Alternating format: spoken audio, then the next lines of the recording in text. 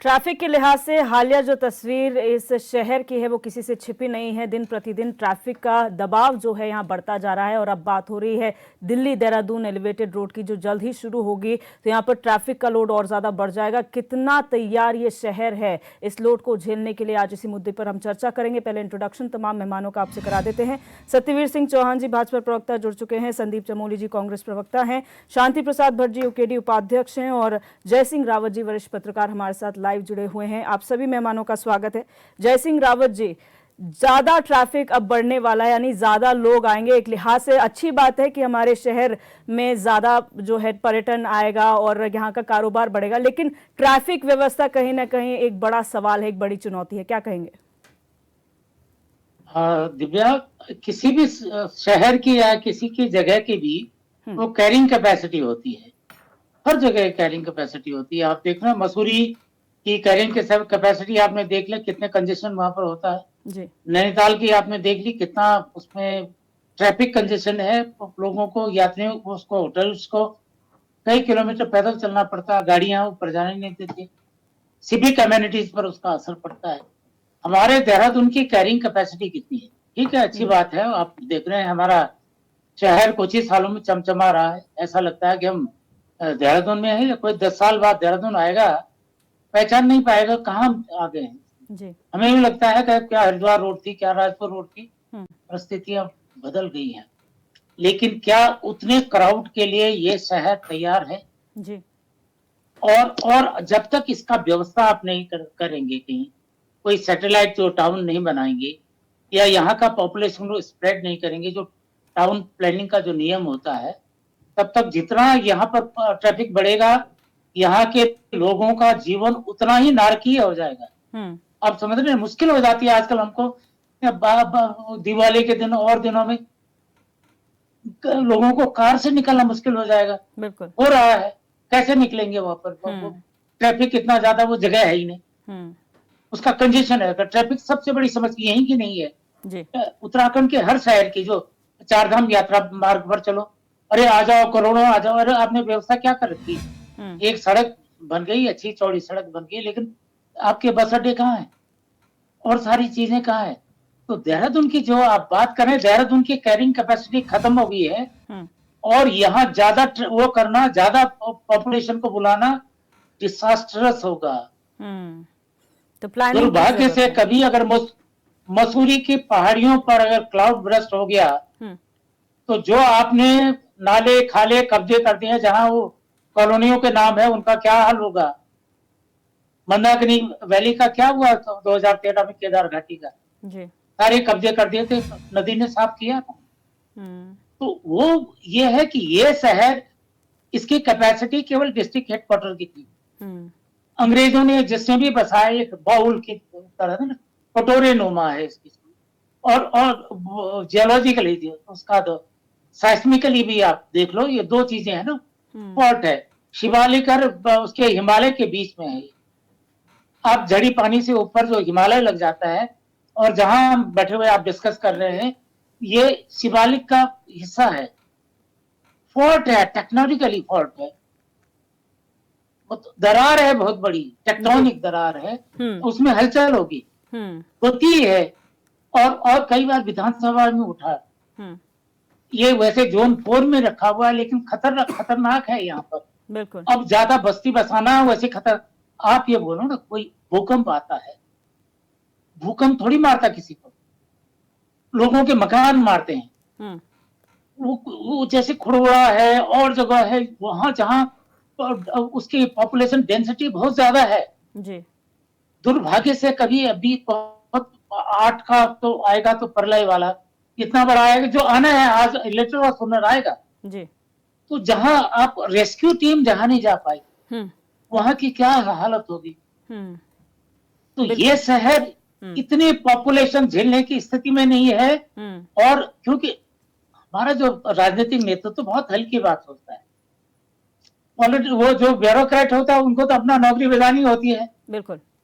और पॉलिटिशियन इतने पढ़े लिखे नहीं होते, तो समझदार होते नहीं भाई, तो पब्लिक का रिप्रेजेंटेशन करते हैं, वो उनको बेवकूफ बना लेते हैं। अरे साहब आपकी वाहवाही हो रही है, वाहवाही हो रही है, वो सारी चलते। लेकिन जो बेसिक मुद्दे होते हैं, देहरादून को किसी भी हर हाल में यहाँ से राजधानी शिफ्ट करने की जरूरत है।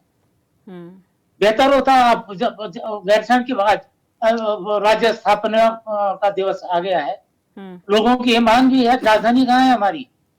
आज ये सारे मुद्दे उठ रहे हैं, क्या सपने थे।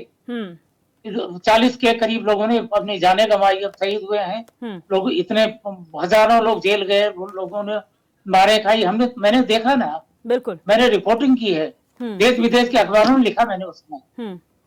तब क्या थी, अब आज एक शहर दूसरा बसा नहीं पा रहे हैं। आप ये बोलो दिव्या जी, जो अंग्रेजों ने बसाया उसके अलावा क्या किया आपने।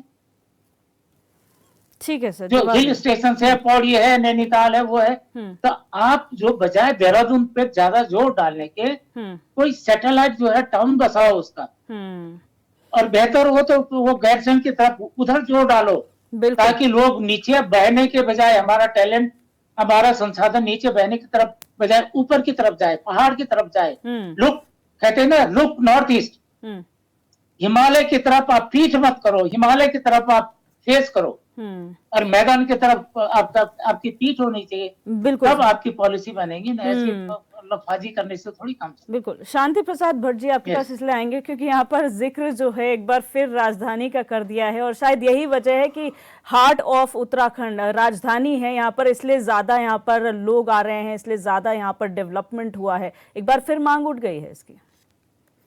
ये आज की जो रिपोर्ट है, ये 9 नवंबर 2000 को राज्य बनाने वालों ने शंका जता दी थी। देहरादून सुंदर दून था, यहाँ लोग रिटायरमेंट जिंदगी जीने के लिए आते थे, और ब्यूरोक्रेट और भ्रष्ट नेताओं ने देहरादून में जो अस्थायी राजधानी बनाई, उसका आज परिणाम है। दबी जवान में माननीय मुख्यमंत्री जी जो चिंता जता रहे हैं, यदि यही मुख्यमंत्री जी जनता की बात को मान के राजधानी गैरसैंण पहुंचा देते तो आज ये ऐसे रोना घड़ियाली आंसू ना बहाते। देहरादून आप बताइए, खाली एक देहरादून ही नहीं, आप खटीमा चले जाइए, रुद्रपुर चले जाइए, हल्द्वानी चले जाइए, काशीपुर चले जाइए, बाजपुर चले जाइए, रामनगर चले जाइए, कोटद्वार चले जाइए, नैनीताल चले जाइए, अल्मोड़ा चले जाइए, मसूरी चले जाइए, विकासनगर चले जाइए। 4 से लेकर 7 बजे तक नरक भरी जिंदगी होगी। ये विकास 24 साल का है। अभी डिबेट अभी ज़्यादा नहीं, 1-1.5 महीने पहले तक यही डिबेट चल रही थी, स्मार्ट दून कहाँ गए हुआ अभी स्मार्ट दून, अब काय बोलो रहे। आपको नहीं पता, देहरादून दिल्ली से 2.5 घंटे में जो दिल्ली से देहरादून आ जाएगा वो 2.5 घंटे उसे घंटाघर आने में लगेंगे। जो आदमी नजफाबाद हल्द्वानी से आ रहा है, हरिद्वार होते हुए, वो जोगी वाले से घंटाघर पहुंचने में 2.5 घंटे लगा रहा है। नहीं दिख रहा मुख्यमंत्री महोदय को। बिल्कुल। कहने का मतलब है, अरे भाई, इस राज्य को बनाने का जो मेन उद्देश्य था, पहाड़ के मध्य में राजधानी बना देते, सरकारी ऑफिसों को पहाड़ों में चढ़ा देते। बगल में है यमकेश्वर, खाली पड़ा है बिल्कुल, ठीक। कोटद्वार और ऋषिकेश के बीच का एरिया है, बसा दो ना वहां जाके, कहाँ दिक्कत आ रही। यहाँ से 10-5 लाख आदमी भेज दो उधर, सारे ऑफिस ऊपर कर दीजिए, जिसे नौकरी करनी होगी करेगा। बिल्कुल। दिव्या -40 में ITBP में जवान नौकरी करता है, पहाड़ों में ठंड में, जिसे पेट पाल बच्चे पालने वो करेगा। मगर ऐसे ही कौन सी आफत आ गई कि यहाँ पर अब विधायकों को जो है, जनमानस जो है, ISO के लिए जूता निकाल रहे।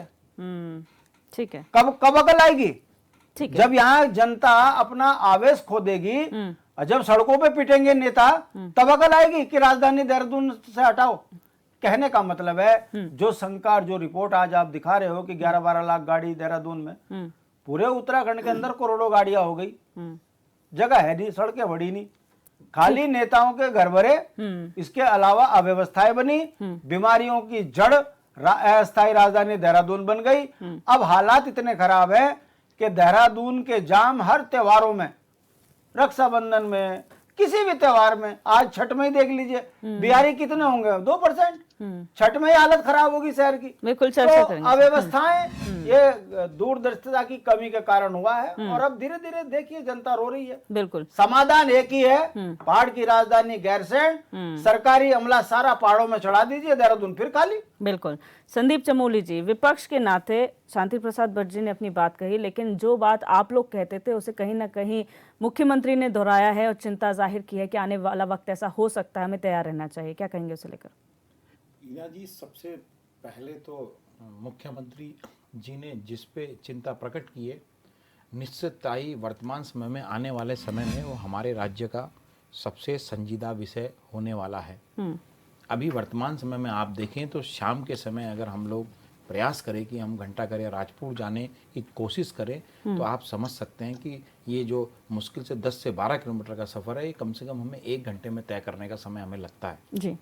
लेकिन इसके साथ ही साथ हमें समझना पड़ेगा कि जब ये हमारे जो हम ये एलिवेटर रोड को दिल्ली से देहरादून में पास कर रहे थे, तो उसको पास करते समय ये भी तत्कालीन सरकारों को सोचना चाहिए था कि कोई अगर इतनी तेजी से देहरादून की तरफ पहुंचेगा कि निश्चितता है पर्यटन क्षेत्र है, प्रत्येक व्यक्ति को बद्रीनाथ केदारनाथ जाना है, प्रत्येक व्यक्ति को मसूरी जाना है, लंचडौन जाना है, हरिद्वार आना है, तो कहीं ना कहीं ये हमारा एक विषय है कि राज्य पर्यटन की दृष्टि से, धार्मिक पर्यटन की दृष्टि से राज्य महत्वपूर्ण राज्य है जी। तो प्रत्येक व्यक्ति मौसम की दृष्टि से आप कह सकते हैं, जब गर्मी अत्यधिक दिल्ली में पड़ती है तो कोई व्यक्ति मसूरी घूमने आता है, तो पर्यटन की दृष्टि से भी, हर दृष्टि से भी प्रत्येक व्यक्ति यहाँ आना चाहता है।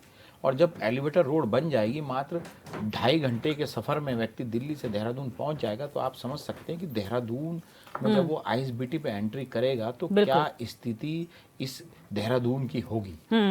इसके साथ ही साथ हमें ये समझना पड़ेगा कि सब चीज़ देहरादून में क्यों, सब चीज़ देहरादून में क्यों।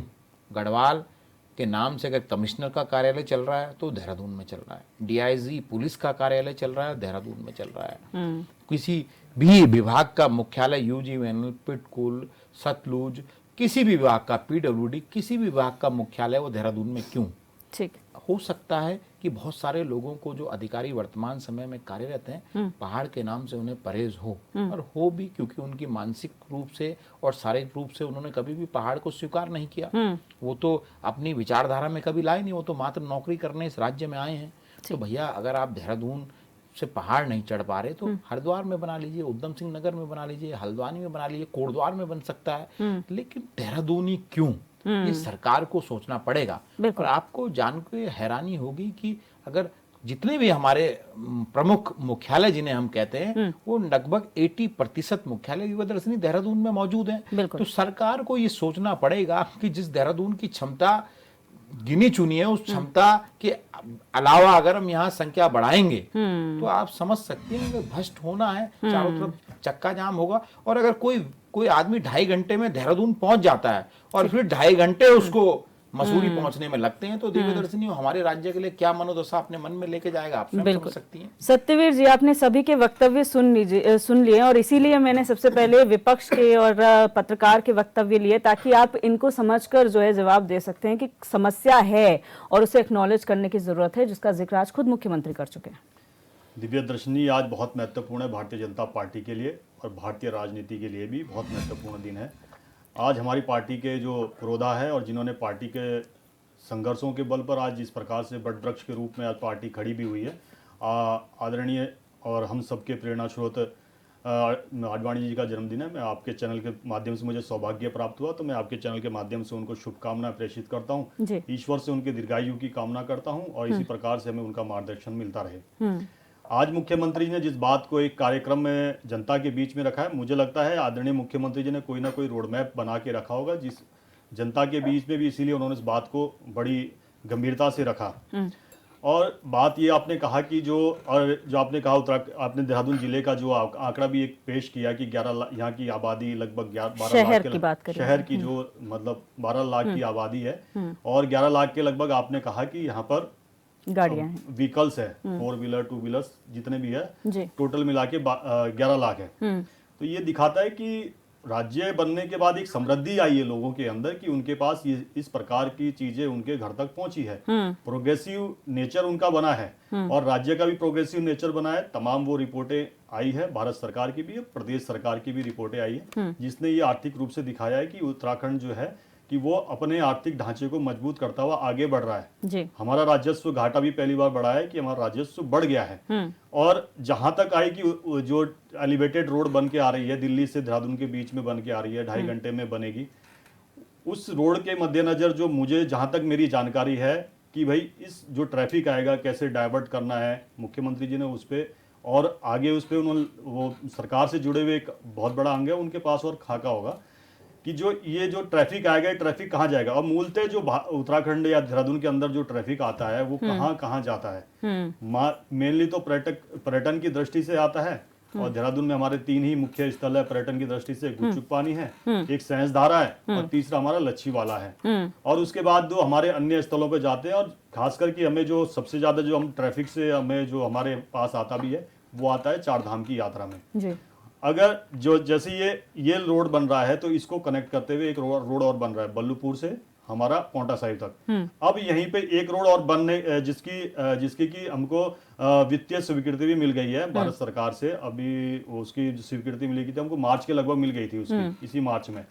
ये आपके हरपटपुर से लेके आपके बड़कोट तक। और दूसरा विकल्प जो काम कर रहा है हमारा कि डोईवाला से खरादी और खरादी से गंगोत्री तक जो डीपीआर बन के तैयार है कि रेलवे का ये, और एक रिंग रोड का प्रस्ताव अभी मंजूर मुझे लगता है कि वो अंतिम पड़ाव में होगा कि देहरादून के अंदर एक रिंग रोड बनाया, जैसे दिल्ली के अंदर एक रिंग रोड बनाई कि वहां का जो मेन ट्रैफिक है उससे लाभ ये दिल्ली के अंदर भी ये हुआ कि जो मेन ट्रैफिक था, जो हैवी व्हीकल्स थे वो सारे के सारे डाइवर्ट हो जाते हैं कि वहां दिल्ली के पर्यावरण में भी उससे बहुत जो कार्बन डाइऑक्साइड था वो बहुत नीचे आ गया, जो सल्फर था, जो अन्य जो जितने भी इस प्रकार की जो जहरीली गैसें थी उनमें बहुत कम वहां पर उत्सर्जन हो रहा उसका। ऐसे ही यहाँ पे एक रिंग रोड बनाया जाए कि आउटर में ही सारा ट्रैफिक चले जाए। मगर फिर भी उत्तराखंड का और दिल्ली को हम कंपेयर नहीं कर सकते क्योंकि दिल्ली एक पठारी पूरा का पूरा पठार है। हमारे पास 86% हमारा भूभाग तो मैदान पहाड़ का है। तो ट्रैफिक हमारा जो जाता भी है वो पहाड़ की तरफ जाता है।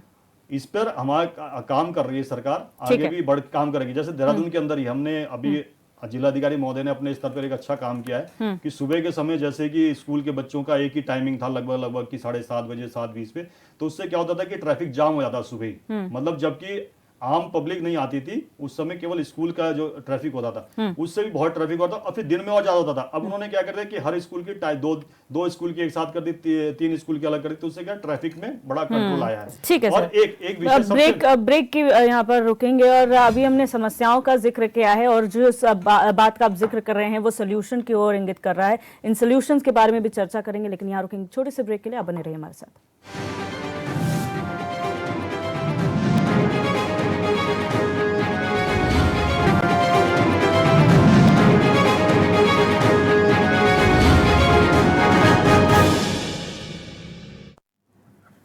ब्रेक के बाद आप सभी का एक बार फिर से स्वागत है। लगातार चर्चा कर रहे हैं कि आने वाले वक्त में इस शहर के लिए बहुत सारे चैलेंजेस आने वाले हैं, खासतौर पर ट्रैफिक के लिहाज से, क्योंकि दिल्ली देहरादून एलिवेटेड रोड जो है जल्द ही लोगों के लिए खोल दी जाएगी। क्या चैलेंजेस हैं, कैसे उससे निपटा जाएगा, इसी पर चर्चा कर रहे हैं। सत्यवीर जी, आपने बहुत सारी एलिवेटेड रोड्स का नाम लिया जिनका अभी फिलहाल डीपीआर प्रोसेस में है, डीपीआर बन चुकी है। वो कब बनेगी वो बात की बात है, लेकिन फिलहाल के लिए जो परिस्थितियां बनी हुई हैं इस शहर में वो किसी से छिपी नहीं है। आप बात कर रहे हैं बॉटलनेक्स आप लोगों ने खोल दिए, लेकिन गाड़ियों का कंजेशन तो और भी ज्यादा बढ़ गया। रोडें चौड़ी हुई हैं, कंजेशन और ज्यादा बढ़ गया, आने वाले समय में और बढ़ेगा। पार्किंग्स आपके पास है नहीं, फुटपाथ पे भी गाड़ी लोग अब चला रहे हैं, वो भी अतिक्रमण मुक्त नहीं है। तो फिर आखिर प्लानिंग कैसे होगी? प्लानिंग तो पहले हो जानी चाहिए थी ना। दिव्य दर्शन जी, सबसे महत्वपूर्ण है कि जिसपे कि हमारा अभी समाज के बीच में चर्चा बड़े स्तर पर चल रही है कि भारत की जो जनसंख्या का जो घनत्व है वो लगातार बढ़ता जा रहा है और हमारे संसाधन सीमित है। ये हमारे लिए कोई गर्व का विषय नहीं है कि आज हमने भी चाइना को पीछे छोड़ दिया, मुझसे 20 लाख आगे चले गए। उत्तराखंड की एक छोटा सा राज्य है और 1 करोड़ 30 लाख के लगभग हमारी 2011 के सेंसस या तमाम जो हमारे इलेक्शन है उसके अकॉर्डिंग हम लेते हैं कि 1 करोड़ 30 लाख के लगभग हमारी जनसंख्या पहुंच गई है। अब विषय आता है कि भाई जब तक जनसंख्या पे हम किसी प्रकार का कोई निर्णय नहीं लेते हैं तो तब तक समस्याएं मुझे लगता है कभी ना कभी ये फेस करनी पड़ रही है, हम फेस कर भी रहे हैं। और देहरादून के अंदर अगर हम पूरे उत्तराखंड की बात करें तो हमें सबसे पहले फोकस करना पड़ेगा कि हमारा सरकारी परिवहन कितना मजबूत है, कितने हम उसमें गाड़ियाँ मतलब कि जो प्राइवेट है उसको सरकार की नीतियों में कितना मजबूत कर सकते हैं, लोगों को कितनी हम उनकी आवश्यकताओं को पूर्ति कर सकते हैं। सरकार ने कदम भी उठाए हैं कुछ उसमें, जैसे हमने पहले स्मार्ट सिटी जब प्रोजेक्ट चला था तो उसमें ये भी तय था कि भाई हम इलेक्ट्रिकल व्हीकल्स चलाएंगे, तो हमने देहरादून के अंदर 3 बसें लाई, तो उसका एक अच्छा, जब हमने उसको प्रोजेक्ट बेस पे चलाया था तो उसका एक बहुत अच्छा परिणाम सबके सामने निकला। आज हमारे पास 50 के लगभग बसें हैं जो जॉली ग्रांट एयरपोर्ट से लेके तमाम लांगा रोड तक जा रही है, देहरादून के अंदर कई तरह से जा रही है। और लोगों को बड़ा, जब उसके अंदर बैठते हैं तो बड़े अच्छे फीडबैक्स मिलते हैं, बोलते सुविधा मिलती है और एनवायरनमेंट फ्रेंडली है और कम टाइम में हमको पहुंचाती है, वो तमाम सारी बातें सुनने को मिलती है। एक और विषय है, जब मुझे ध्यान आया कि जब जॉली ग्रांट की बात आती है, कल मुख्यमंत्री जी ने और उससे पहले भी उन्होंने कल बहुत, जैसे हम कई तो हमारे साधन है कि भाई हम कैसे ट्रैफिक को कंट्रोल कर सकते हैं, रेलवे है, आपका परिवहन है, आपका हवाई जहाज की सेवा है। कल मुख्यमंत्री जी ने 3 जगह को हमारे पहाड़ी क्षेत्रों को हरी झंडी दिखाई, जैसे दिल्ली से पिथौरागढ़ के लिए और यहाँ देहरादून से चमोली जो हमारा पड़ता है गोचर के लिए, उत्तर यहाँ से देहरादून से उत्तरकाशी के जोशीगढ़ तक, तमाम विषयों पे मुख्यमंत्री जी कदम उठा रहे हैं जिससे कि लोगों को सुविधा मिले और कम समय में लोग उत्तराखंड के। लेकिन एयर सर्विसेज का तो एक लिमिटेड उपयोग किया जाएगा ना सत्यवीर जी, रोजाना के उसमें तो यूज आपका पब्लिक ट्रांसपोर्ट होगा या पब्लिक व्हीकल होगी, आपका एयर ट्रांसपोर्ट कितना ही यूज कर लेगा कोई आदमी जो पहाड़ में रहता है, जिसके पास अपना ट्रांसपोर्ट नहीं है, वो पब्लिक ट्रांसपोर्ट पर निर्भर रहता है। सभी विषयों पे हमारी सरकार काम कर रही है कि रोडें कैसी होनी चाहिए, रोडों की कनेक्टिविटी कैसे होनी चाहिए, जो ट्रैफिक कहाँ, इस पे मॉनिटरिंग भी होती है। सरकार का एक तंत्र होता है कि वो मॉनिटरिंग भी करता है कि हमारे इस साल पर्यटक यहाँ पर आए, किस क्षेत्र में ज़्यादा पर्यटक आए तो किस वहाँ पे कैसे किस प्रकार की स्थितियाँ खड़ी होती है, तो उसके अनुसार काम करना सरकार काम कर रही है। हमें जब अब आप देखें कि 4 धाम की यात्रा भी हमारी लगभग संपन्न होने को आई है, गंगोत्री, यमुनोत्री और केदारनाथ के कपाट अब शीतकालीन के लिए बंद हो गए हैं, अब वो उनके पूजा के स्थल दूसरी जगह बन गए।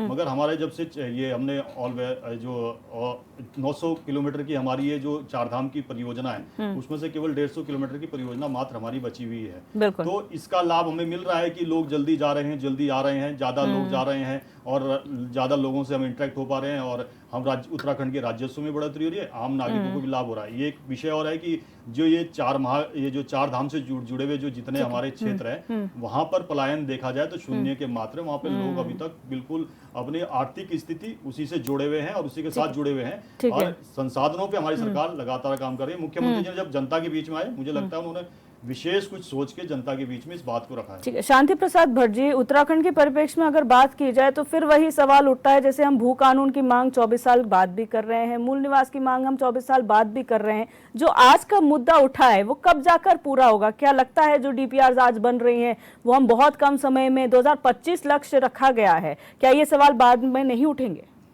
जो आज ये सोच रहे हैं, जब ये योजना तैयार होगी तब तक और बड़ी समस्या खड़ी हो जाएगी। समाधान एक ही है कि आप कैसे ट्रैफिक को कंट्रोल करेंगे।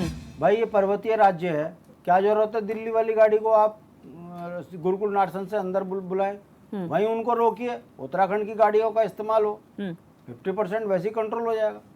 मगर करे कौन, इच्छा शक्ति कौन लेकर आए? दूसरा, देहरादून में बुजुर्ग आदमियों को रहने के लिए आरामदायक जगह थी। आप अगर चाहते हो वाकई उत्तराखंड के अंदर चौमुखी विकास हो, सारे ऑफिस हटाओ यहाँ से, क्या जरूरत है भाई? नौकरी करनी है यहाँ करे चाहे दिल्ली करे, सरकार जहां चाहेगी वहां आदमी जाएगा ना।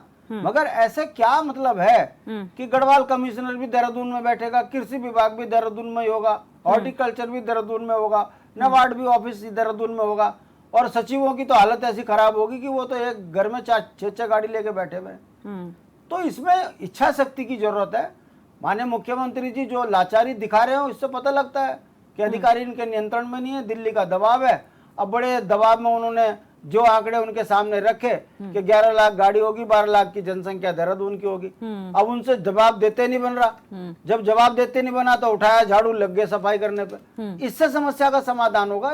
ये छपास की प्रॉब्लम से बाहर निकले और उत्तराखंड की जो स्थिति है उसको ढंग से समझे। बिल्कुल। देहरादून नदियों का शहर था, बता दो कहाँ गई सारी, सब दबा दी। रिस्पना के लिए बड़े बड़े मुख्यमंत्री आए, बड़ी बड़ी योजनाएं लेकर आए, इसे गंगा बना देंगे। आज रिस्पना जो नाला बन गया, बिंदाल में पूरा कब्जा करा दिया। यही मुख्यमंत्री कसम खाते हैं कि किसी को उजड़ने नहीं देंगे, फिर कहते हैं कि बिंदाल में बड़ी समस्या हो गई।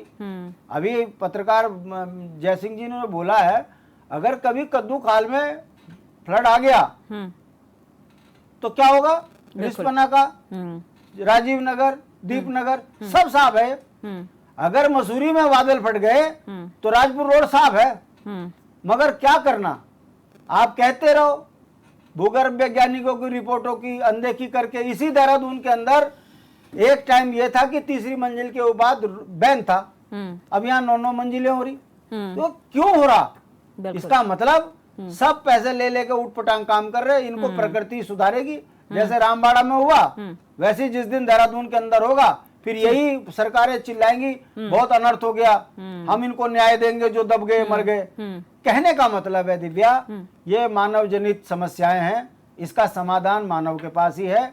इच्छा शक्ति की कमी है, लाचारी में ये सरकारें चल रही हैं, परिणाम आपके सामने है। मुख्यमंत्री के मुंह से ये निकलना कि ये बड़ी समस्या है, ये बताता है कि कितने लाचार हैं और कितने कमीशनखोरी में फंसे हैं। अगर वाकई इच्छा शक्ति है तो आप उत्तराखंड की अस्थायी राजधानी देहरादून को हटाएं, स्थायी राजधानी गैरसैंण बनाएं, बाहर की गाड़ियों में प्रतिबंध लगाएं, स्थानीय गाड़ियों का इस्तेमाल कराएं, अपने आप सब ठीक हो जाएगा। मगर करे कौन? दिल्ली के दबाव में गुजरातियों ने पूरा उत्तराखंड लूट लिया। माननीय मुख्यमंत्री जी लाचार हैं, और कितने बढ़िया काम है, गुजरातियां जमीन खरीद रहे और उसको इन्वेस्टर समिट में रजिस्टर्ड करा रहे, कह रहे हम बहुत बड़ा इन्वेस्ट कर रहे हैं। ये लूट मची हुई है, इसीलिए आज उत्तराखंड करा रहा है, रो रहा है। संदीप चमोली जी, एक बहुत बड़ा मुद्दा सत्यवीर जी ने उठाया पॉपुलेशन कंट्रोल का, और पॉपुलेशन की जहां तक बात की जाए तो आधा आरोप तो कांग्रेस पे लगता है कि आप बाहर से लोगों को लेकर आए यहाँ बसाने के लिए, और जहां तक हम समझते हैं कि देहरादून की इतनी पॉपुलेशन अकेले में नहीं है, जो इन्फ्लो हो रहा है बाहर से, वो इसका रीजन है। तो कांग्रेस ने परेशानियां खड़ी की हैं, तो सोल्यूशन भी कांग्रेस से? ये तो बाहर से विधायक ला रहे, राज्य मंत्री ला रहे। दिव्य दर्शनी, हम वसुंधवे कुटुंबकम की हमेशा बात करते हैं। हम ये बात करते हैं कि इस राज्य में सबको बसने का अधिकार है। इस राज्य की नीति नीति को मानते हुए, इस राज्य की संस्कृति को मानते हुए, इस राज्य की जो भावनाएं उनको मानते हुए इस राज्य में सबका स्वागत है, पहली बात। दूसरी बात दिव्य दर्शनी, आपको समझना पड़ेगा ये कौन सी सरकार वर्तमान समय में हमारे राज्य में चल रही है। हम जब मूल निवास मांग रहे हैं तो ये बात कर रहे हैं समिति की, जब पूरा राज्य भू कानून मांग रहा है तो मुख्यमंत्री बात कर रहे हैं समिति की, जब अंकिता बहन का प्रकरण हुआ तो मुख्यमंत्री बात कर रहे हैं समिति की, जब हम देहरादून वासी ट्रैफिक की समस्या से जूझ रहे हैं तो तब इन्होंने हमें क्या हमें लाभ दिया? एलिवेटर रोड का। इन्होंने वहां से 2.5 घंटे में लोगों को यहाँ पहुंचाने का काम तो कर रहे हैं, लेकिन जो देहरादून के लोग रेंग रहे हैं उन लोगों के बारे में इनके पास कोई प्लान नहीं था। और ये बात करते हैं दिव्य दर्शनी, इस राज्य में एयर, इन्होंने कहा कि हमने पहाड़ी क्षेत्रों में हवाई जहाज चलाने का काम किया। दिव्य दर्शनी, मैं इनको बता दूं, जो मरचुला जो इतना बड़ा हादसा हुआ है जिसमें 38-40 लोगों ने मेरे राज्य के, और आपको जान के हैरानी होगी कि सबसे ज्यादा छात्र उसमें मरे हैं। वो सिर्फ इसलिए मरे हैं कि उस रूट पे दिव्य दर्शनी मात्र एक बस चलती थी, मात्र एक बस रामनगर जाती थी, एक बस चलती थी, और उस बस को अगर वो लोग छोड़ देते तो जिन बच्चों को अपना पॉलिटेक्निक में अपनी हाजिरी लगानी थी वो छूट जाती। ड्राइवर की कमी थी कि उसने इतने लोगों को बिठाया, लेकिन उन लोगों की कमी थी कि वहां यातायात का अभाव है, मात्र एक से इक्का दुक्का बसें वहां चलती हैं। सरकार एयर ट्रैफिक, ये हवाई जहाज की बातें ना करें। 4,000 रुपए प्रत्येक सीट पे हमारा राज्य का जो गरीब पहाड़ का आदमी वो वहन नहीं कर सकता दिव्य दर्शनी, वो तो बस का सफर करना चाहता है, तो वो बस से चलना चाहता है। आपकी पार्टी में जब आपकी सरकार आई, विजनरी लीडर की कमी नहीं थी। सबसे पहले सीएम ही आप ही के पार्टी के थे जो विजनरी माने जाते थे। उसके बाद क्या वो विजन नहीं देखा गया कि आने वाला वक्त उत्तराखंड के लिए कैसा होगा? आपको जान के हैरानी होगी कि इस राज्य में जब पंडित नारायण दत्त तिवारी ने शपथ ली तो इस राज्य का जो 70% खाका उनके द्वारा खींचा गया था, उस खाके से जो 71वां प्रतिशत था उस राज्य का कोई भी सरकारें छू नहीं पाई दिव्य दर्शनी, कोई भी राज्य नहीं छू पाए।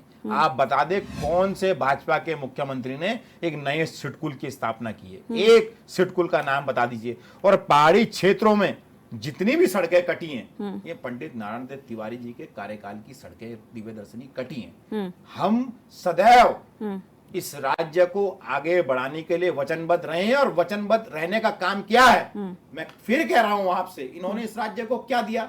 जब राज्य देहरादून में ट्रैफिक में रेंग रहा था, इन्होंने 2.5 घंटे में लोगों को पहुंचाने का काम किया। इन मुख्यमंत्री ने अपने कार्यकाल में जब पूरा राज्य का युवा ये कह रहा था यूपी SSS की सीबीआई जांच कराए, तो इन्होंने एक ऐसा कानून बनाया, नकल विरोधी कानून जिसको नाम दिया। उससे जो पहली बार इस राज्य का व्यक्ति जेल में गया, वो स्वयं पक्षार्थी था, युवा था, परीक्षा में हिस्सा ले रहा था। वो व्यक्ति इस राज्य में वो व्यक्ति उस कानून से जेल जाने का काम भाजपा के लोगों ने किया है। दिव्य दर्शनी, आपको समझना पड़ेगा राज्य को क्या चाहिए, जन भावनाएं क्या चाहती हैं। इससे राज्य की सरकार का कोई सरोकार नहीं है। स्वयं अपने आप को चमकाने के लिए आपने इन्वेस्टमेंट समिटमेंट की, आज श्वेत पत्र जारी करिए, कितने राज्य को उसका कितना लाभ हुआ है आप जारी करिए। आपने करोड़ों रुपए सिर्फ इसलिए खर्च कर दिया कि आपने मीडिया से पूरे देश में वाहवाही लूटनी थी। लेकिन आज भी अगर तत्कालीन मुख्यमंत्री, पूर्व के मुख्यमंत्री जो थे हमारे, वो ये बताएं कि इन्वेस्टमेंट समिटमेंट से कितना इस राज्य को लाभ हुआ है दिव्यदर्शनी, तो हम सब जो दृष्टि पटल में हम सबके जो जानकारी हो सबको सुचारू हो, लेकिन कोई भी लाभ इन्वेस्टमेंट समिटमेंट से इस राज्य को आज तक नहीं हुआ है। बिल्कुल। जय सिंह रावत जी, अगर आप मुझे सुन पा रहे हैं सर, हमने अभी तक जितना भी डिस्कशन किया है, यहाँ पर एक बात समझ में आ रही है कि जब प्रॉब्लम बड़ी हो जाती है तब उसके सोल्यूशंस खोजने का प्रयास किया जाता है। आपने शुरुआत में जितने बताए हैं वो प्रॉब्लम्स हैं जो आज के समय की नहीं है, वो पहले ही बता दी गई थी कि अगर ये जोन 4 में आता है तो ये आज से जोन 4 में नहीं है, पहले से जोन 4 में, उसके लिए क्या मेजरमेंट्स हैं ये भी पहले बता दिया गया था। तो आज सोल्यूशन क्यों ढूंढे जा रहे हैं? दिव्या, ऐसा है, ये टेक्निकल मामला है, ये राजनीतिक बयानबाजियों से इसमें कोई समाधान नहीं है। देखिए, हर चीज की लाइफ होती है, जैसे आदमी की लाइफ है ना, एक पहाड़ की भी लाइफ है, एक पत्थर की भी लाइफ है, इसी तरह एक जगह की भी लाइफ है।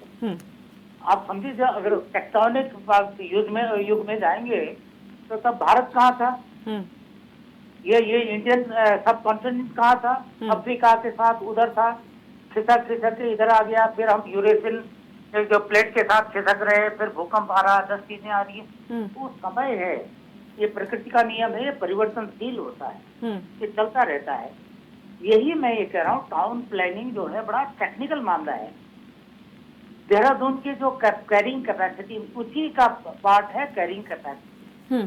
किसी भी जगह की, हर जगह की कैरिंग कैपेसिटी होती है। हमारे यहाँ क्या होता है, पलायन हो रहा, लोग गांव के आसपास जो छोटे छोटे नगर थे वो शहर बन गए, वहां जाके शहर था।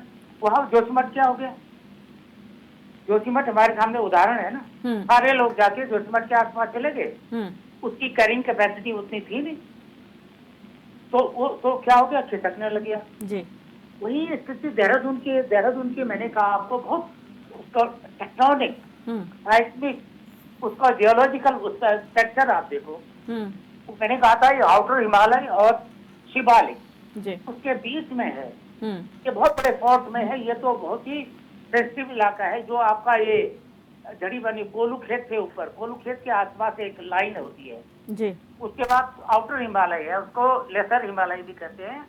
उसके नीचे हम यहाँ देहरादून जहाँ आप बात कर रहे हैं वो शिवालिक में है।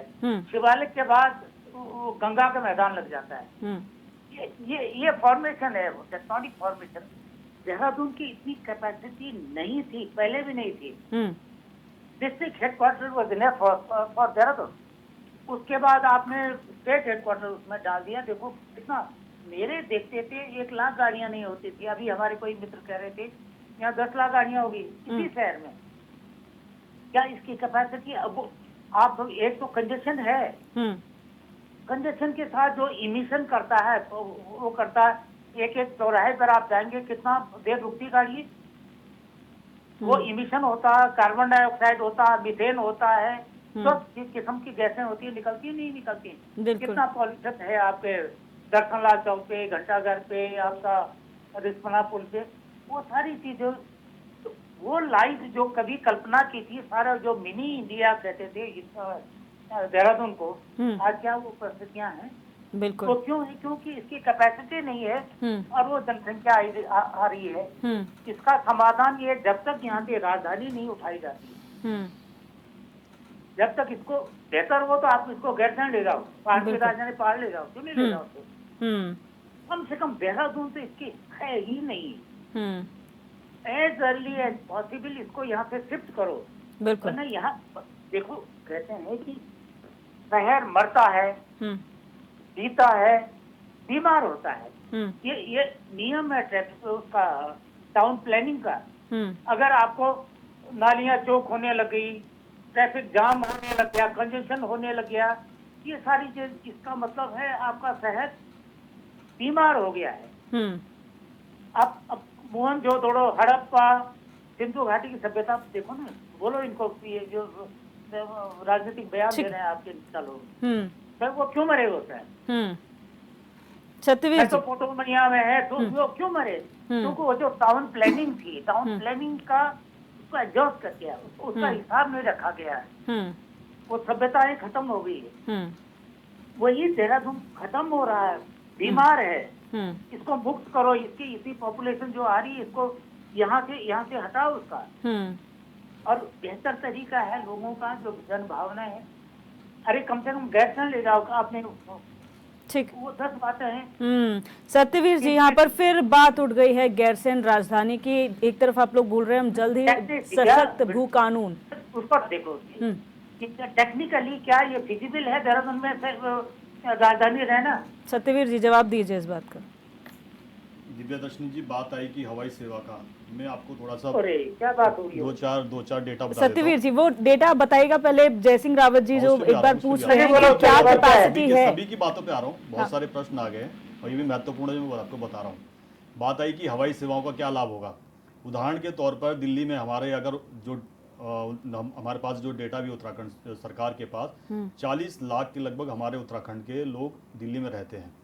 क्या उनको जब दिल्ली से पिथौरागढ़ चलेगी, जो अभी तक सेवा, जो जिसका अभी तक कोई संचालन नहीं था, अगर उनको इसका लाभ मिलता है, कम समय में वो चले जाएं, तो उनको क्या इस जो कल माननीय मुख्यमंत्री जी ने जो शुरुआत करी है, तो उसका तो उनको लाभ मिल रहा है। दोबारा शुरू की है। एक सेकंड सत्यवीर भाई, ज्ञानवर्धन कर दूं। एक सेकंड रुक जाइए। ये सारी बंद हो गई थी, दोबारा शुरू की। रुक तो जाइए, मेरी सुन लीजिए। अब सुन लीजिए, मैंने आपको सुन लिया था ना, सब सुन लिया आपने नहीं बोला कि क्या लाभ हुआ, दोबारा शुरू की और राज्य के लोगों के लाभ की सोचे। सत्यवीर जी मैं इसमें एक चीज और पूछना चाहती हूँ। आपने कहा दिल्ली से पिथौरागढ़, मैं बात कर रही हूँ इंटर स्टेट की मैं बात कर रही हूँ, जो स्टेट के अंदर है वो कितना इस हेली सेवा का उपयोग करेंगे?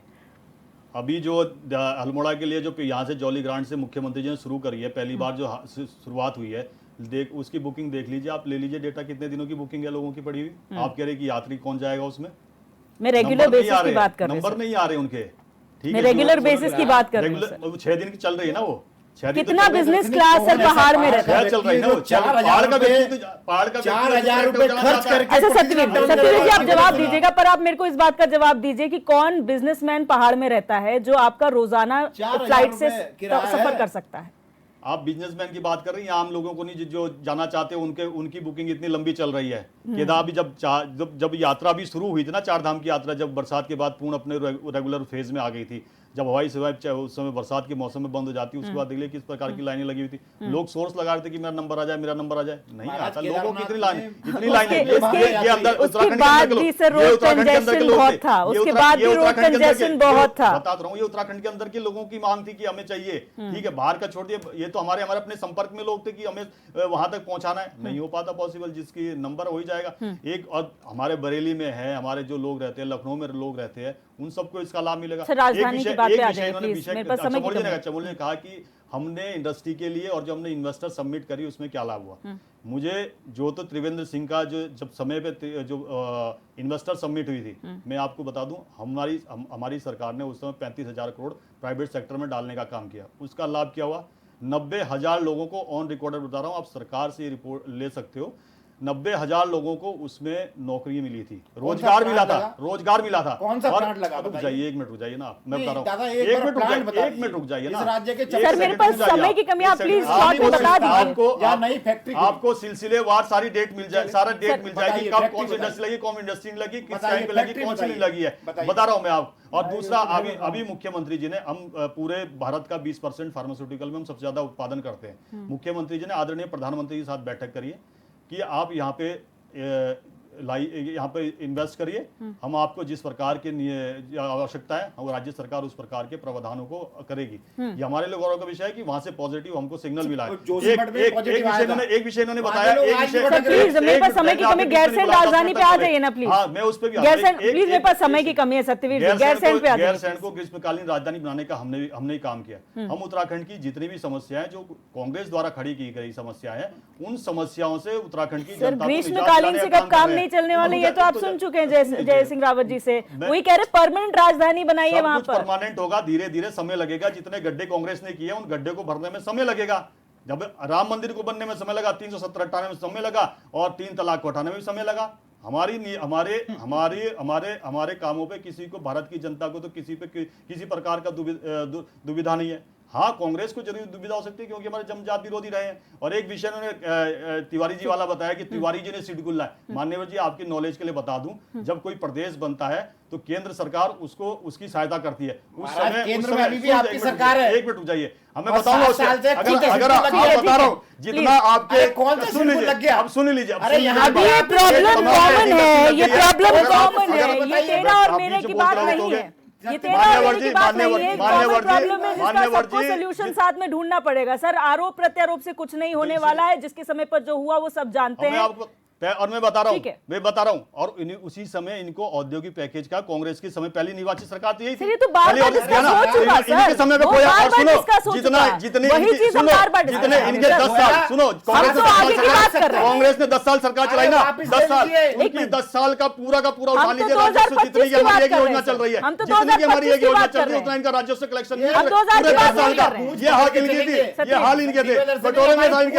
आगे बढ़ेंगे, फिर बढ़ेंगे। आप लोगों ने तो फिर वही बात, संदीप चतुर्वेदी, आप लोगों ने तो बहुत गड्ढे किए हैं, इसको भरते बीजेपी को इतना वक्त लग गया सर, आगे भी लग रहा है। सुधार करिए ना। अरे सुधार तो कर रहे हैं जो कांग्रेस ने गड्ढे खोदे हैं, जो गड्ढे खोदे हैं। भ्रष्टाचार हमने लगाम लगाई, हमने लगाम लगाई, हमने लगाई, हमने वेरिफिकेशन किया। 5,000 एकड़ से जमीन का जायज की कांग्रेस ने उसको निकाल दिया, और लगातार ये कार्यक्रम जारी है। और जो 24 साल पूरे होने वाले, 24 साल पूरे होने वाले, आगे की बात कर लीजिए। 24 साल पहले क्या हुआ था वो सवाल जवाब इंडस्ट्री तो छोड़िए, दिव्या दर्शनी की इंडस्ट्री तो छोड़िए, एक कांग्रेस को देखते हैं, ये तो छोड़िए, एक बता दीजिए कि ऊर्जा के क्षेत्र में उन्होंने कोई स्टेप उठाया होगा इस राज्य बनने के बाद। इस राज्य बनने के बाद अगर कोई पहला बांध बना है, वो पहला बांध बना लुहारी बांध, जो 1960 के दशक का, जब जवाहरलाल नेहरू भी जिंदा रहा। यानी कि हम ये मान लें कि इस प्रदेश के बनने के बाद, मगर उसको अनुमति आपके कहने के अकॉर्डिंग, और वो उसमें लाखों लोगों को रोजगार मिल रहा है,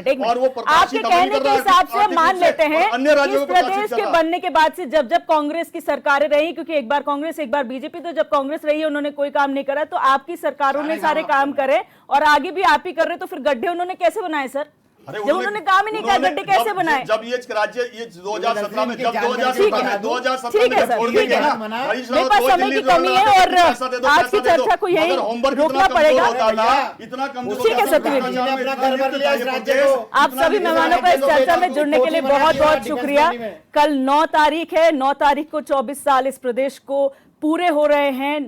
24 साल पहले ये प्रदेश बना था, किन उम्मीदों के साथ बना था, क्या वो सपने थे, क्या पूरे हो पाए हैं? आज हमने चर्चा की आने वाले चैलेंजेस के बारे में, जिसके बारे में मुख्यमंत्री ने बात किया, वो क्या सॉल्यूशंस होंगे, किस तरीके से इस चैलेंज से निपटा जाएगा, ये आने वाला वक्त बताएगा। बहरहाल क्वेश्चन आवर में मेरे साथ बस इतना ही। आप देखते रहिए HNN 24/7, जुनून सच दिखाने का।